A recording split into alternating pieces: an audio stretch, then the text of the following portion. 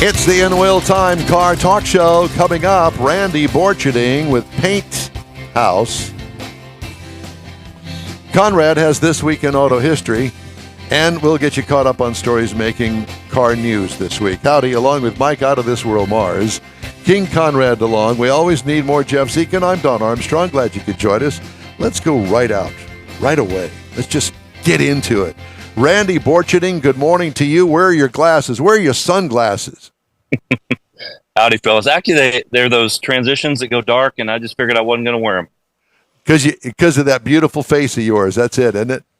Yeah, exactly. Of course. He wanted to show off his bloodshot eyes. Right. Yeah, and not from booze. It's from paint.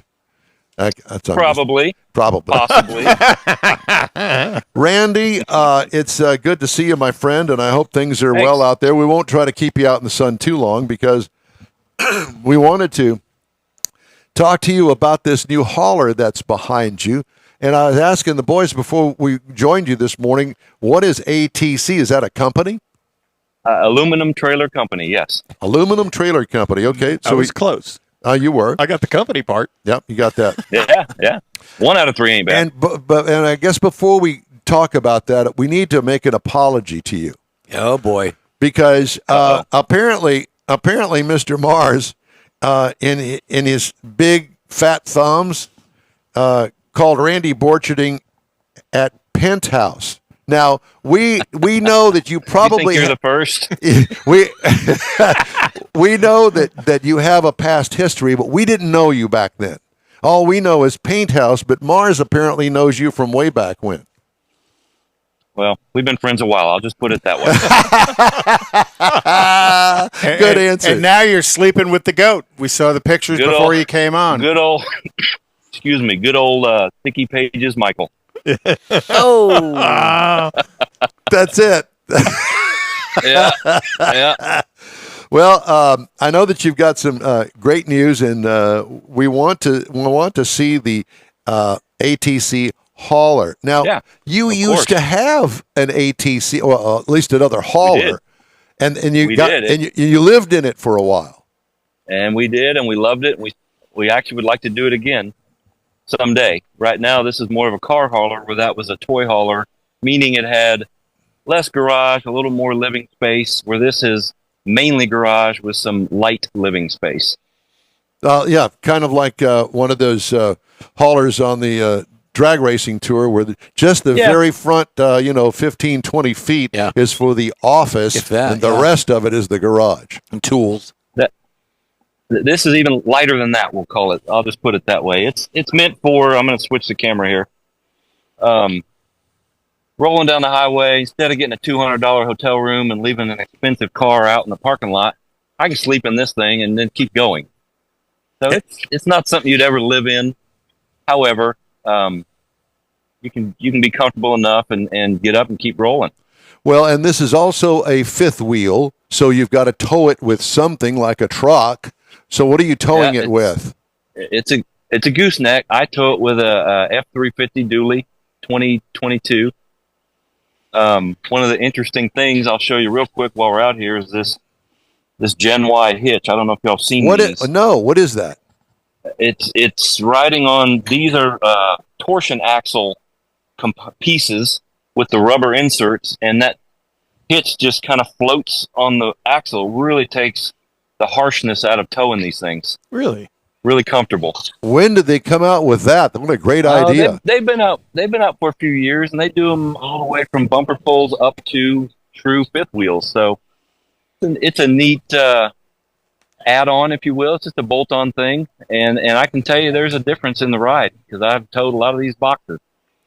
Now, your other one that you lived in, you had the big generators and all kinds of things to make it livable. Yes, sir. So if this one's kind of a napper or whatever you would like to call it, really light? Just a overnighter, if you will. Does it have those kind of things? Well, you could. In my case, I keep a small generator in the bed of the truck, and it's enough to run the AC and the lights, and that's all you need when you're just pulling over to sleep or hang out for a night. Okay. All right. But you use this primarily to deliver your work to the customers, correct?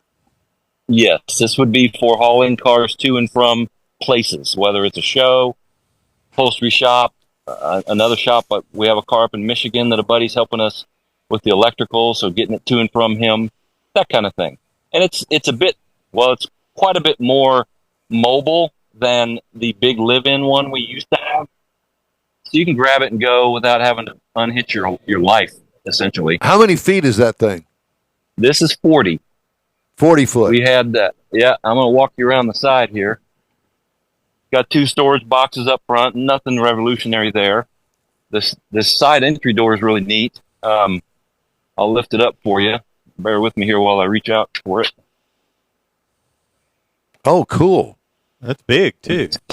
So it includes almost like a wing, if you will, or a slide out. Yeah, if you notice here, the wheel well, you lift it out. This thing lifts all the way up. You've got plenty of clearance, and I'll show you here with the door. Hey. Did you customize this trailer just for this? Well, this is a unit they make, and this door is nothing unique to me. They offer it in most of their trailers. But that's cool. There are some things inside that are custom, but this lets you get in and out of these cars that sit low. You can open the door all the way. So you don't have to crawl through. Yeah, so you don't have to crawl through the window and squeeze in there. Yeah, yeah. Exactly. Let me crawl all over that paint. Yeah, I can't tell you how many times the door won't open because the car sits too low, and you either have to winch it in, which isn't always practical or possible. This way, you can just drive it in and get out. It's very nice. good, very good, smart. So what if the car is too low to go across the door, go across those wheels? Then hopefully you'd be smart enough to know, and you'd winch it in, which I'll show you here in a moment where the winch is. Okay. One little feature I'll show you before we go in. This table you see right here is one of the unique features this trailer has that they've just introduced. And it's a modular system. If you notice the rail running down the side there, that black rail, they've got a whole line of accessories that will install to these rails. And this table, we use it inside, outside. You wouldn't drive with it on there. You just take it off and store it. However, when we were up at Columbus this year, we always set up and have kind of like a parking lot party. And we were able to put drinks and food out, maybe beverages for adults, maybe not. And then you can just take it down, and they work on the inside as well. If you notice, there's railing running down the side. Do you have an awning out there? There is an awning, which my last trailer did not have, and it's really nice to have. Yeah, a full length. I think it's 20 feet long. Nice. And you got lights out there. And at nighttime, those lights they're like headlights. They're amazing. So in here you got a blue GTO that I love the color. 67 GTO we built, I don't know, 8 or 10 years ago. It's a fun one. We took it up to Columbus this year. Another thing they've come up with is these modular cabinets that also work on the rail system. And you can put them wherever you want. Take them in, take them out. They're not permanent to the trailer. So if you have a different load, you can adjust all that. Yeah, or if you're going camping, let's say you put your UTV in here and you want to haul a lot of gear, we'll put in some cabinets. So if you don't need them, take them out.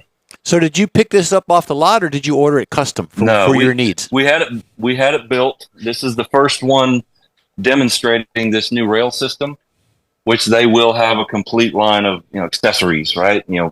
Fuel can holders and tire racks and weed eater holders, whatever you're going to use the trailer for. They will make it modular to the system, including, for example, this couch.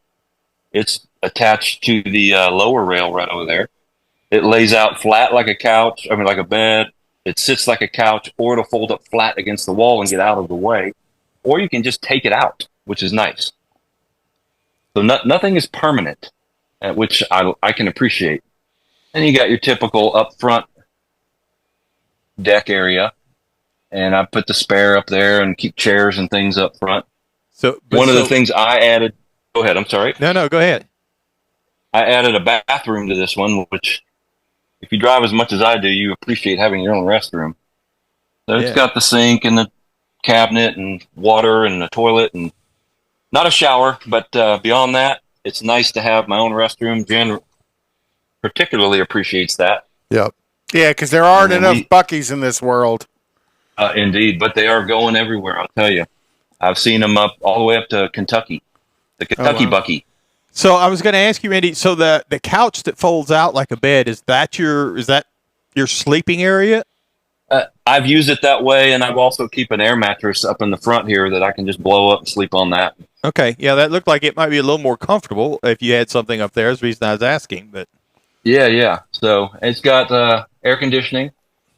So when you pull over and you fire up the generator, you can cool the thing off and actually be comfortable in it.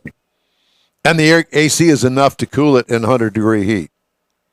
It is. I keep it running out here in the driveway, and you walk in this trailer, and it's 65 degrees. Nice. Is the trailer insulated?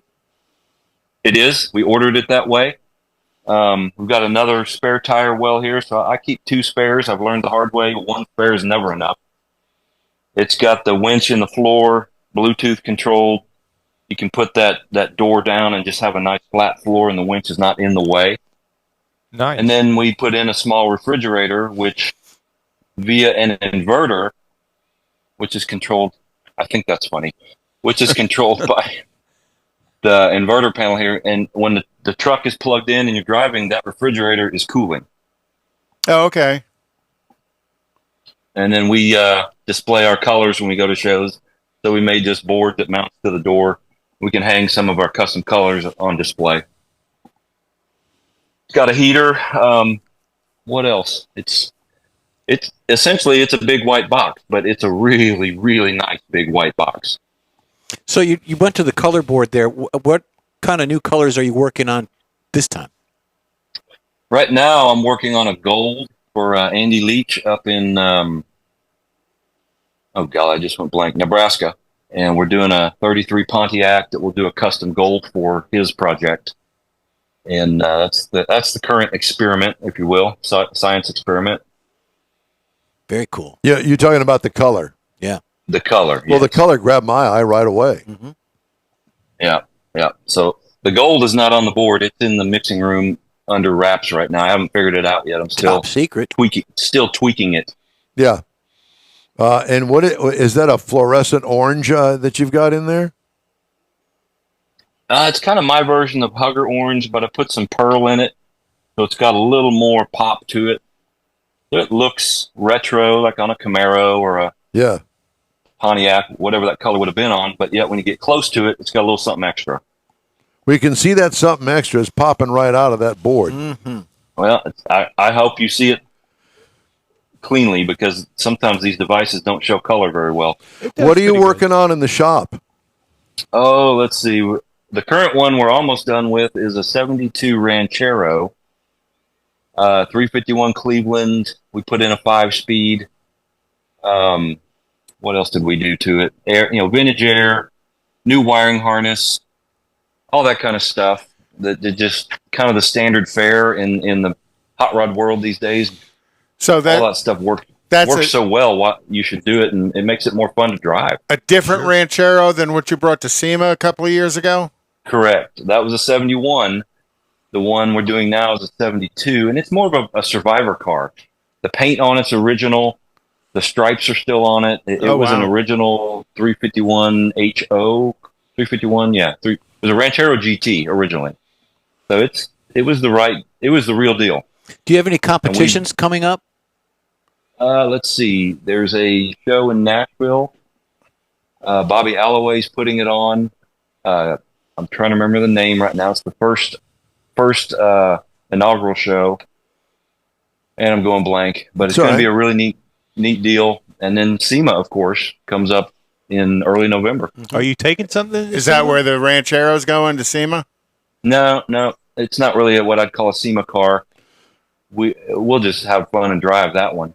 But we are planning to take a 67 Firebird Convertible. We've named it the Topless Dancer because... So PaintHouse works. Perhaps. The story behind it is when I first drove the car many years ago, the front end was so loose on it, it danced all over the road, and it's a convertible. Makes When I got sense. back to Oh. his house, and said, "I've already named your car. This thing is topless dancer because it dances all over the road and it's topless, Funny. Oh, funny. and it will be that color blue right there." Well, actually, it's a sister car to the GTO. It's the same color as the GTO. Oh, okay. Okay. Maybe you'll call her the naughty little sister. I don't know, but they are owned by the same person, and he's a Pontiac guy, among other things. And they'll be matching cars. Cool. Nice. So I'm looking for it. There's the 17th BASF. No, that was May. I'm looking for that car show that you're talking about. The 2023 Triple Crown of Rotting Car Show. Triple Crown. That's it. Triple Crown of Rotting. You got it. Yeah, that's It Sounds may be like hot an out here, adult in case you can't beverage. tell. yeah, Yeah. yeah. It's going I to be. saw the trophies for that show at Advanced Plating, and they are impressive.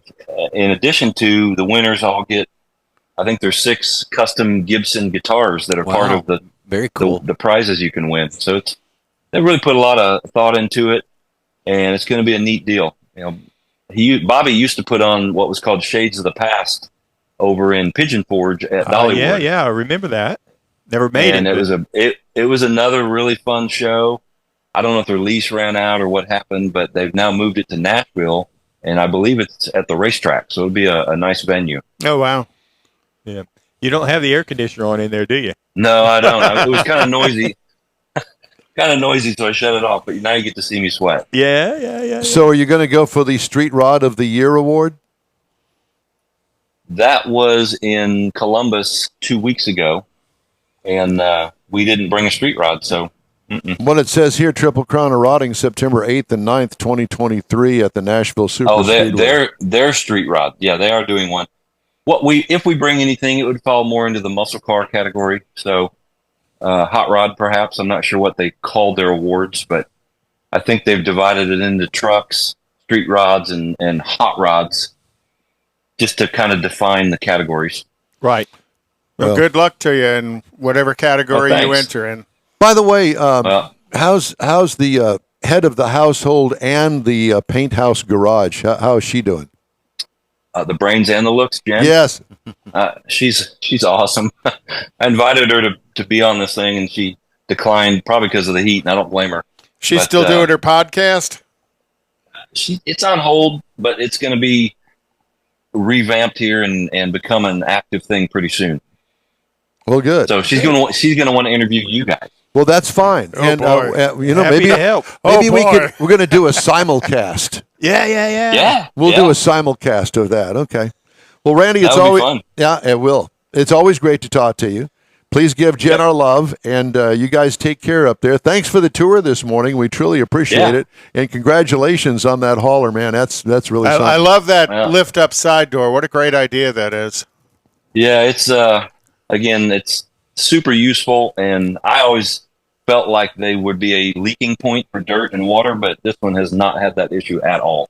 Cool. So Very good. All right. kudos to ATC. Kudos to ATC for building a great trailer, and thanks for having me. Yep, you got it. And by the way, good luck at the Triple Crown in Nashville in September. Thanks, man. Go Thank find you. some air Y'all conditioning. take care. Yeah, go find some bet. AC. All right, time now for This Week in Auto History. Conrad has that. So in this week in 1888, Philip W. Pratt demonstrated the first electric automobile in Boston. It was a tricycle powered by 6 electrical accumulator company cells. It weighed about 900 pounds. What an odd-looking duck. You got to remember, this is the generation when the bicycles had the big wheel and the little wheel. Yeah. And he just adapted that and put an electric motor on it. You got to remember, there is an electric Corvette. The Barbie Corvette, the 1957 pink Barbie Corvette, was the first electric Corvette in production. And, they sold thousands of them. And they're going to be making a new one called the E-Ray. Mm-hmm. And then in 1904, this week, Dr. Herbert Hills of Flint, Michigan, purchased the first Buick automobile ever to be sold. Also in 1904 on this week, Louis Rigoli, driving a 15-liter Gibron Braille Oh, God. on the Ostend-Newport Road in Belgium became the first man to break 100 miles an hour in that thing. Can you imagine going 100 miles an hour? It's like a in that thing? bathtub. Looks like a soapbox derby car. Well, it was Yeah, it aerodynamic does. for its day, but he went over 100 miles an hour in that thing. God help him. In 1911, General Motors organized GMC truck brand to handle the sales of GM's Rapide and Reliance products. In 1934, Harold Ames patented a application for retractable headlamps. The design would later become one of the defining details of Ames' most triumphant project, the Cord 810, which to me is one of the most beautiful vehicles ever produced, was that Cord of that generation. You got to think of how creative that car was. Not only hideaway headlamps, it was front-wheel drive and had a supercharged 8-cylinder engine in it, very advanced for its day. And then again, it was designed by Gordon Bering to make a baby version of a Duesenberg car, and that's when he came up with the 810. And it was the last great offering of the Auburn Cord Duesenberg trio of manufacturing. And this vehicle was also inducted into the Museum of Modern Art, and it was chosen as one of the 8 automotive works of art. In 1935, the first automatic parking meter in the United States, the Parkometer, was invented by Carlton McGee and was installed in Oklahoma City by the Dual Parking Meter Company. Parkometer. Or parkometer. Parkometer. In 1973, Bonnie and Clyde's bullet-riddled 34 Ford V8 sedan was sold at auction for $175,000 to Peter Simon of Jean, Nevada. The V8 Ford model succeeded the new Model A and was well received due to the speed and power. Perhaps is why it was seen most popular among the criminal element. But I guess now they drive a 66 Corvette. No, sorry. Wrong criminal element. You're reaching. Henry Ford first received a personal letter congratulating him on the car's performance from famed outlaw gunman John Dillinger. And I think that letter is actually displayed at Greenfield Village Museum. Yep. And then in 1987, Enzo Ferrari, in a ceremony commemorating the company's 40th year, unveiled the Ferrari F40 at the factory in Maranello. It had a 2.9-liter twin-turbo V8 engine under the hood, and it was Italy's first production sports car to go over 200 miles an hour. And actually, there's one of those here in Houston, owned by the president of the Houston Ferrari Club. Stunningly beautiful car, but very stark interior. Every place they could save weight, they did. So there's no carpets, there's no door panels. Everything's carbon fiber and stuff. So pretty cool car. And that is this week in automotive history. Very good. I enjoyed that very much. All right. Want to do recalls while we've got time. BMW 740, 760, and i7 for 2023. Interaction bar malfunction. Don't know what an I don't interaction have any. bar is. I don't It's when you run out of ice. It's when you run out of bourbon. You run out of something. Driver's airbag may not deploy in lots of Lexuses and Corollas. Again, safercar.gov. Type in your VIN number. It's 23 and 24 models of NX, RX, Corolla, Corolla Cross, Highlander, Tacoma, and on and on and on and on and on. Valve stem may be damaged on the Toyota RAV4 for 2023. If the tire goes flat, it's damaged. Mazda CX-3, Mazda 3, rear view image may not display properly. All these are recalls. Seatbelt may detach from the pretensioner anchor on the Tesla Model S and Model X, 21 to 23. Forward-facing camera is misaligned.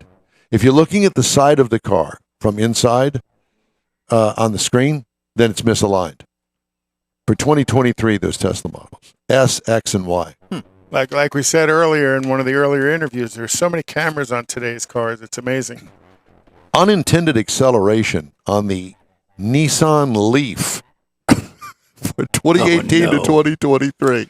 There we I unintended acceleration. Uh-huh. I had met an Audi engineer. We were both working in a salvage yard together, looking at a couple of different cars. I was looking at one for a fire, and he was looking at an Audi 5000 for, he called it unintelligent acceleration. Well, there's that. And I couldn't stop laughing. Loss of power steering assist in the Nissan Kicks and Versa for 2021, and the camera image may not display in the Jaguar XE, not the I-Pace. The F-bomb? The F-bomb. Mm-hmm. They really should name one of their cars the F-bomb. People will buy it just for that, don't you think? Federal Reserve on Wednesday increased its benchmark rate target a quarter of a point to 5.25 to 5.5%, a decision that could leave auto dealerships and customers coping with higher interest rates on auto loans. Mm-hmm. It's the highest U.S. central bank policy rate in 16 years. Thank you, Mr. President. The Federal Reserve's benchmark interest rate decisions affect the price lenders pay to borrow money, costs that might be passed on to consumers in the form of higher interest rates. Might be, will be. I was going to emphasize that. Meanwhile, new vehicle interest rates rose from 4.5 in March of 22 to 7.2% in June of this year, and used vehicle APRs went from 8.1% to 11%, according to Edmunds. A new vehicle lease grew from charging the equivalent of 4.2% interest to 5.8% interest. Way to go. All right, well, that's it for this hour of the In Wheel Time Car Talk Show. Hour number 3 starts right after these brief messages on the iHeart Radio Network. Everyone at the Tailpipes and Tacos Cruise In at the Lupi Tortilla Tex-Mex in Katy, thank you for participating in the best cruise in around, and look forward to seeing you again. You'll hear about the next cruise in date right here on In Wheel Time. Next time you're in the West Houston Energy Corridor area, be sure and stop in at the original Lupi Tortilla Tex-Mex at I-10 and Highway 6, or the Katy location on the Grand Parkway at Kingsland Boulevard. When passing through Beaumont or College Station, stop in and have Lupi's award-winning beef fajitas and frozen margaritas. There's always a celebration at Lupi Tortilla. Lupi Tortilla founder Stan Holt and his wife Sheila are winning racers on the NHRA drag racing circuit and have a collection of hot rods and classics that everyone appreciates. Look for them at the next Tailpipes and Tacos Cruise In. The date will be announced soon and will once again be held at the Lupi Tortilla Tex-Mex on 99 and Kingsland Boulevard, just south of I-10 and Katy. We'll give you all the details right here on the In Wheel Time Car Talk Show and online. Donations benefit God's Garage. We'll see you then. You own a car you love. Well, why not let Gulf Coast Auto Shield protect it? Houstonian John Gray invites you to his state-of-the-art facility to introduce you to his specialist team of auto enthusiasts. We promise you'll be impressed. Whether you're looking to massage your original paint to a like-new appearance, apply a ceramic coating, install a paint protection film, nano-ceramic window tint, or new windshield protection called ExoShield, Gulf Coast Auto Shield is where Houston's car people go. Curbed your wheels? Instead of buying new, why not have them repaired? How about a professionally installed radar detector? Gulf Coast Auto Shield does that too. Get a peek inside the shop and look at the services offered by getting online and heading to gcautoshield.com. Better yet, stop by their facility at 11275 South Sam Houston Tollway, just south of the Southwest Freeway, and get a personal tour. Gulf Coast Auto Shield is your place to go for all things exterior. Call them today, 832-930-5655 or gcautoshield.com. The award-winning In Wheel Time Car Talk Show is available on the most popular podcast channels out there in 30-minute episodes. We realize our 3-hour live show can be difficult to catch in its entirety, so now you can listen every day to a convenient, fresh 30-minute episode. Check us out on Apple Podcasts, Spotify, Google Podcasts, Amazon Music, and Audible, along with a dozen more. In Wheel Time has the most informative automotive guest interviews and new car reviews, along with popular features including Conrad's Car Clinic and This Week in Auto History, along with automotive news headlines. Our live broadcast airs every Saturday, 8 to 11 Central on InWheelTime.com, the iHeart app, and on YouTube. Be sure to say hello when we're broadcasting from the Tailpipes and Tacos Cruise In, Autorama, and the Houston Auto Show, among others. Now, it's easier than ever to hear about all things automotive all week long. You're invited to join fellow car enthusiasts in becoming part of the ever-growing In Wheel Time Car Talk family. Don't forget those 30-minute podcast episodes on your favorite podcast channel.